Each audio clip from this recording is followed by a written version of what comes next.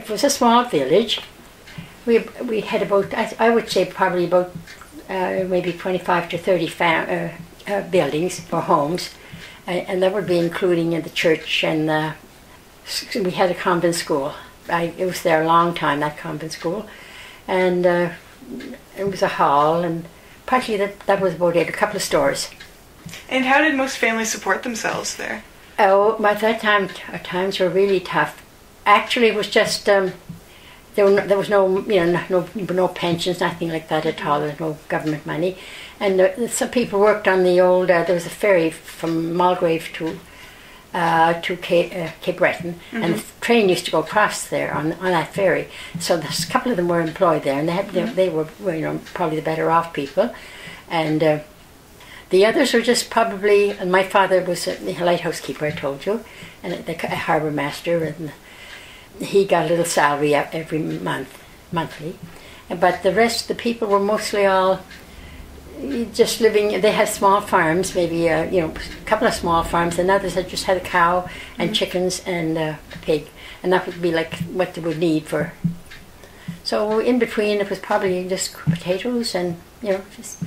And then, of course, that was the Depression years. It went after the First World War. It was kind of still rough for them, and then up to the time of after the Second War, then it kind of changed right over at that time. Okay. And what changes did you see at that time? Oh well, we got electricity, but that was in the 1940s.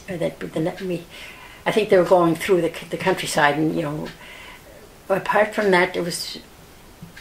Well, it seemed to be a lot more construction going on. A lot of they were building barracks down not too far from where we were, and men were working. So that was kind of bringing more money home and kind of a better quality of life, I guess. Although people seemed happy, they knew what was part of life, and that was the way they handled it. And we didn't really know that there was that much better way. There were no newspapers or magazines or anything, so that was pretty well. Couldn't see there was much different. Yeah. And what were your parents' names, Hilda? And my father's name was Joseph Kay, and he was a home child. He and his two sisters came over in the boat, and they came to Halifax. And he was not really adopted. He was taken in by a Webb family from Havre Boucher. Oh, okay. Well, he was well looked after. He was well, there was. No problems there. And my mother was her name was Evangeline Melanson, and she lived on a farm in Pomquet. And do you know how they met? Well, I think when she went to in her higher grades, she went to school in Havre Boucher. They were going right through to grade 11 by that time, and so she I think went up to grade 9 in Heatherton School, and then from there she went to Havre Boucher School, and then she must have met him. But then shortly after that, he went overseas in the First World War, and then when he came back, they started where they began, I guess, and then they got married, and they bought the home in Havre Boucher. And can you explain to me what your father did as a lighthouse keeper? Actually, the lights were the range lights, and when you ranged them up, you could come into the harbour. I guess there was a shallow.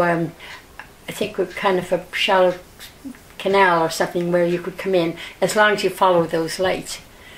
And in the daytime, of course, you wouldn't have to have the lights on. But he lit them at night, and then he put them out in the morning. That was good. And during probably late November or whenever the ice came in, he stopped lighting, and then he'd wait until March. I think late March or April. So Hilda, when you were growing up, what did you guys do for fun? For fun. In the early days, well, we didn't have that many a crowd. Like we'd be lucky if we'd have 2 or 3 girls, and it was a kind of a mixed up crowd that you'd have, and we'd play ball, and there wouldn't be go for walk. The girls would go for walks, or we just sit around at home, or we had some reading, but not school reading mostly. So that wasn't too much of a. So we did reading aside from that, but apart from that, there wasn't an awful lot. It was fairly quiet. In the summertime we had the beach and the shore, and then in the wintertime it was the other way around. We had this coasting, and we wrote a lot at the time. Outdoors, like just today, you don't see too many. Most of the children are with those little, I don't know what it is they carry. The, anyway, that wasn't, we didn't have a radio, we didn't have, Really? we didn't have anything. And so you can see where your time was put outdoors, or, and then the house chores, of course. Was, we had the lights, lamps, we used lamps, of course, no electricity. And you had to clean the lamps every weekend, or maybe a little often if you use them more. And generally, the cleaning around the house. As you get older, when you're younger, I guess we just didn't, that wasn't part of it. And so what was life like in Havre Boucher during the Depression? It's kind of hard to explain, because, but no one really knew. I don't think, we weren't ever aware that we were in a depression. We wouldn't, we always had food on the table, and we were warm, as warm as you'd be with a kitchen stove in the wintertime.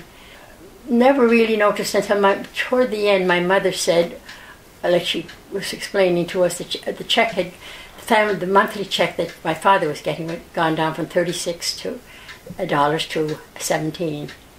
So, and I think they were kind of just worried if that kept dropping. And of course, when the war came, it just went the other way.